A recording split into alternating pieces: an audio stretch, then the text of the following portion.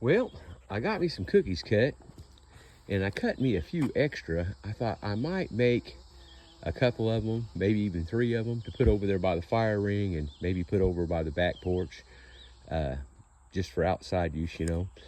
And this is the piece that I cut off of what's going to be my coffee table. This is the piece I cut off.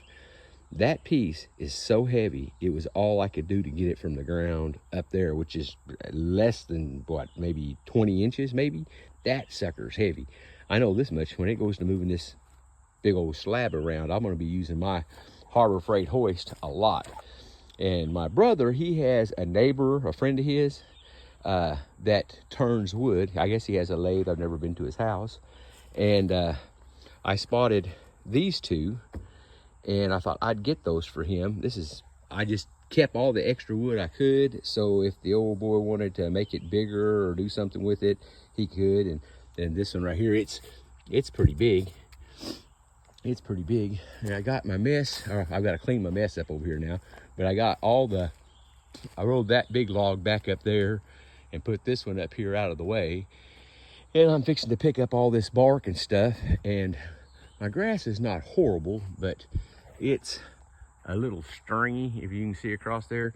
So I am gonna go get my lawnmower after I get through picking all the rest of this stuff up, and come up here and kind of get my grass all about the same height. And of course, as usual, I forgot my stupid weed eater at home. It's sitting right there beside the door in the garage, and I left it at home. So I won't be weed eating, but at least I can knock the majority of it down. Now that sucker right there, I don't know what that thing weighs, but this is a gorilla cart, and it tips like a dump truck. I tipped it, rolled it up there next to it, scotched the tires. I never got that dad blame thing up in there. But man, that is one heavy piece of wood. My little old gorilla cart, I love that thing. It's a 1,200 pound gorilla cart. I've hauled hundreds of loads of dirt with it, and I have used it and I have abused it, and it is still in really good shape. It's got one little crack in the plastic. That one's my fault. I hit it with the backhoe when I was loading it up with dirt one day. But I'm just dumping these big old suckers out right here just to get them out of my way.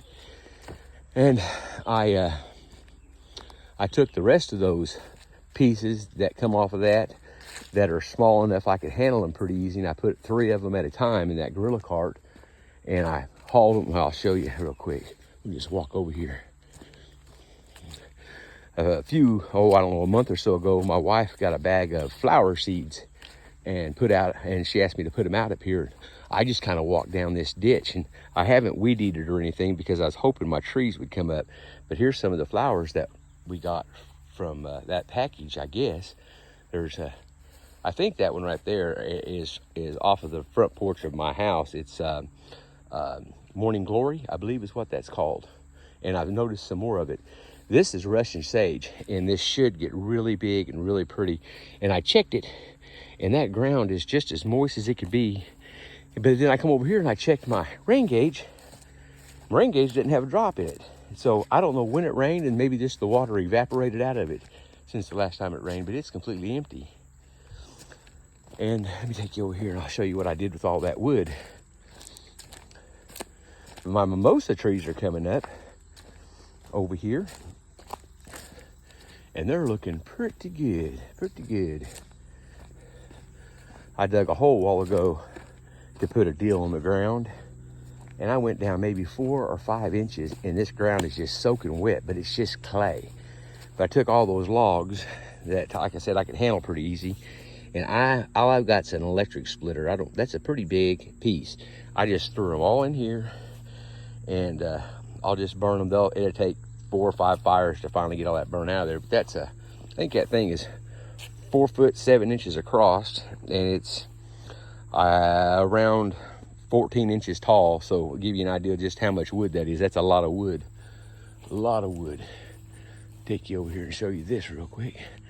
Oh, doe, I've been trying to figure out what she's eating. She comes right through here just about every morning between midnight and 5, and she's eating right here. I guess she likes that taller grass and taller weeds. Shouldn't call it grass, it's weeds. And I got me 2 60-pound bags of ready mix yesterday. Brung them up here. and I hit rock. I couldn't go any deeper and I wasn't gonna move it, so I just stopped right there. But that's about 2.5 foot in the ground. And I got it in the ground, got the 2 bags in it, tamped it down real good, water, tamped it down some more, spread the gravel back over it. Because man, this old clay, man, this is some nasty. This is just, it takes longer to get it off your post hole diggers than it does to dig the hole. And I made it lean back just a little. You can tell by looking at the building, just a little bit, because we're going to be pulling in that direction. And what I'm thinking about doing is running me a 2x6, say back to 1, 2, 3, 4, 5, and then running me a bolt through that hole right there and attaching it up there, so to give it a little more strength, so it won't be wanting to bend forward. And this is a little hangman deal that I built for skinning, and hopefully we'll get to use that this year. We'll get to try it out. I'm gonna make another video on that for just by itself in a minute. But anyways, I am I'm gonna get my air compressor fired up and come out here and clean my saws off and air my tire up on the back of my backhoe and do some other stuff. And you guys have a great day, and thank you so much for checking in with me.